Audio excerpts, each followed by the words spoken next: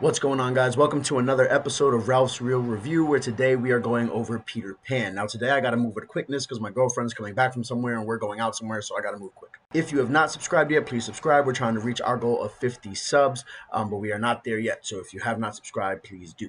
Peter Pan is really about Wendy as she grapples with the idea of growing up. She lives in the nursery with her brothers, John and Michael. Her father is tired of her talking about these stories of Peter Pan. He tells her this is your last night in the nursery and then you're moving out. You got to grow up. When Wendy's parents go out for the day, Peter Pan arrives and takes Wendy, Michael, and John off to Neverland, where they encounter Captain Hook, and they essentially show Wendy why she has to grow up, right? Neverland is a place where people don't grow up. Peter Pan is there with the Lost Boys. John and Michael kind of fit into that and they buy into that.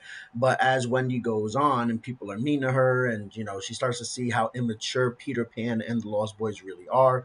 They talk about the importance of having a mother. She plays that role. And by the end of the movie, she realizes, yeah, it's probably time for me to grow up.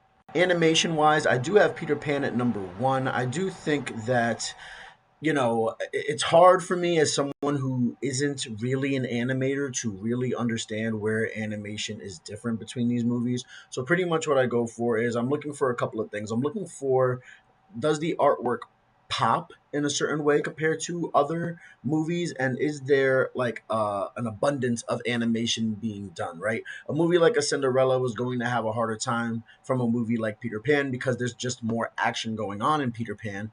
But it could make up for it if the beauty of the artwork kind of overcame it. So right now with this movie, what I saw, similar to Alice in Wonderland, there is a lot of animation going on. This is the first real like action that I've seen in a Disney movie that had to be animated, where you have the sword fights between Peter Pan and Hook, and he's flying. When it comes to the beauty of the artwork, I think that London was drawn really well as when Peter Pan kind of puts pixie ducks over. I believe Jolly Roger is the name of Captain Hook's ship. That still is another beautifully animated. So there's a lot of animation going on. It is beautifully animated. So I'm going to go ahead and give it that one spot in animation. Moving forward to storytelling, I have Peter Pan at two, right beneath Cinderella. I think Cinderella tells a classic tale. The plot is really engaging, even though it's like at this point become a cliche. Like the story of Cinderella is so universally known, and I feel like I could still watch that movie, and while nothing is surprising, it's still an entertaining watch. With Peter Pan, it's ranked so high because the action is there. I do believe that now we're starting to get into the idea of themes for these movies. What is the moral of the story, so to speak? Where Peter Pan, I feel like when I compare it to Alice in Wonderland, it has the same theme, right? At a certain point, you need to grow up and get over the nonsense. But I feel like Peter Pan does it in a much more engaging way. So because of that, I put Peter Pan at two, right behind Cinderella. Spoiler alert, we are going to have to talk race at some point in this movie. When it comes to characters, I shockingly have Peter Pan at number one. And the reason why I have it there for now, I talked in Cinderella's review about how Cinderella is such an iconic character. You could say that Cinderella is synonymous with Disney and the Disney princess line. However, I feel like the most prominent character from Peter Pan actually isn't Peter Pan, even though Peter Pan is a powerhouse in and of himself. I would argue that it's Tinkerbell, and I think Tinkerbell is also a very iconic character. Now, what's interesting with this movie is the Tinkerbell that we think of when we think of Tinkerbell, the very happy Tinkerbell, is not the Tinkerbell in Peter Pan. The Tinkerbell in Peter Pan is a very vindictive, mean, jealous fairy who obviously has something for Peter, and when Peter gives his attention to any other woman, she acts out.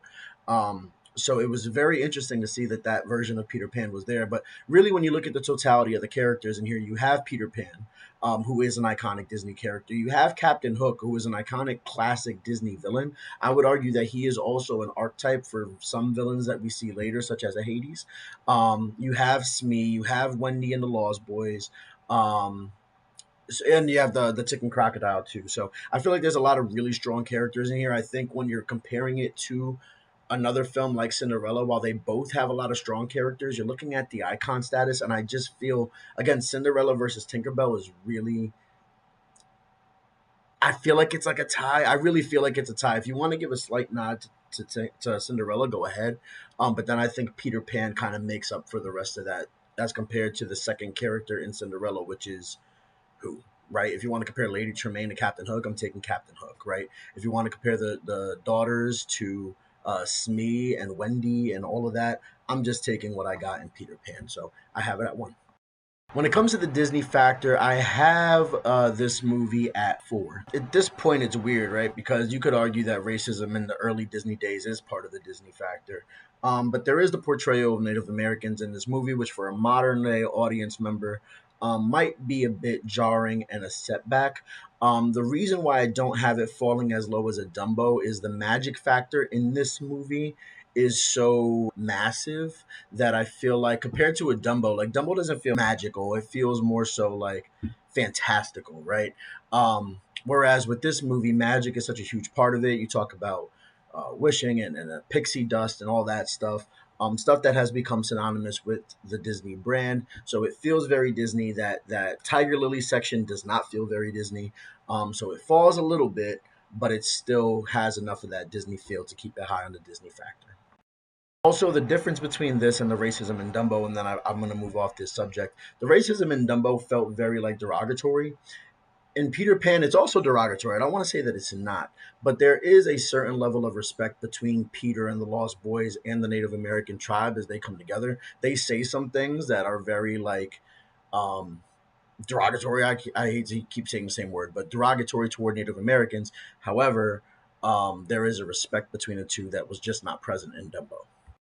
For the music, Peter Pan is going at 3. I do think that this is a underrated soundtrack, because really the strength comes from 2 songs. But one of those songs, I believe, for I don't want to say like a real Disney fan, but for someone who's really into Disney, "You Can Fly" is a top tier Disney song, and it's so iconic and fun. And then an underrated song that's typically forgotten about is "Follow the Leader." You can discuss what makes the red man red. I don't want to touch that for this review, so I'm going to leave y'all to do that. I'm going to kind of just ignore it because obviously lots of racial undertones in that song. However, the song is catchy enough. So, however you want to rank that, I'm gonna leave that to you guys. I'm just going based off the strength of those first 2, and because of that, I feel like I like that music already more than everything I've gotten after. I think I have Pinocchio and Cinderella. I got to check above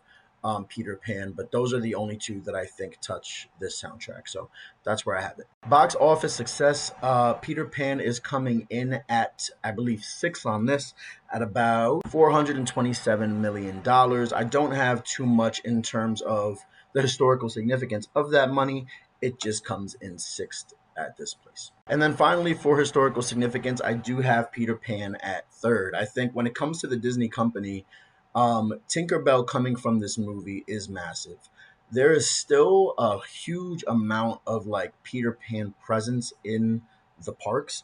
So you have the Disney Fairy Line kind of sparking off this. You have Captain Hook as an all-time Disney villain. You have Peter Pan as a presence in the park. Peter Pan's flight still has significantly long lines. I just think this movie, it's in the cultural zeitgeist that hasn't really popped out of that spot. And because it's just so present, and again, Tinkerbell coming with everything, with the fairy line, with video game tie-ins, with the parks, and she is like the highlight really of the Magic Kingdom show, no matter what the Magic Kingdom show is. Um, Peter Pan was very significant for the company and it stayed around. So I'm going to go ahead and leave it there at 3. Peter Pan is definitely an engaging enough movie. I think animation wise, it does what it needs to do for a movie at that time. If you're going back as a modern audience, I think the plot is very fun. I think the themes of it are very fun. I think the characters are very iconic. So really, this is going between: is this a movie that movie fans should see, or is this a movie that Disney fans should see? I don't think it's a movie that is so great that like everybody has to see this movie. I think that it has things that are fun if you're a movie fan or a Disney fan. I don't think a general audience member is going to maybe get over the fact that this movie is so old. So then that's the question, right? Is it a movie fan or is it for Disney fans? And I feel like the movie, clearly it's good enough for Disney fans because the characters are so iconic. I think that there is enough there to keep the attention of a casual movie fan who would go back and see this and still appreciate it as a film. So because of that, I'm going to go ahead and put it in that movie fans tier. What do you guys think? Am I too high on Peter Pan? Am I too low on Peter Pan? I think this is going to be one that people are going to potentially be kind of split on as to whether or not they love this movie and they think it's the best ever, or they think it's old and boring. So let me know what you guys think in the comments. If you want to follow me on TikTok, I am under Ralph's Rapid Review, where I post my rapid reviews that I post on this channel. I just posted earlier on TikTok. You can follow me on Instagram at Ralph's Review, where I just go live. I'm going to start actually posting content onto that Instagram to try to grow that. But I'm trying to get to 200 followers on TikTok, so follow me there. Trying to get to like 50, the same as I'm doing with this YouTube channel on Instagram, so follow me there. Thanks for watching, guys.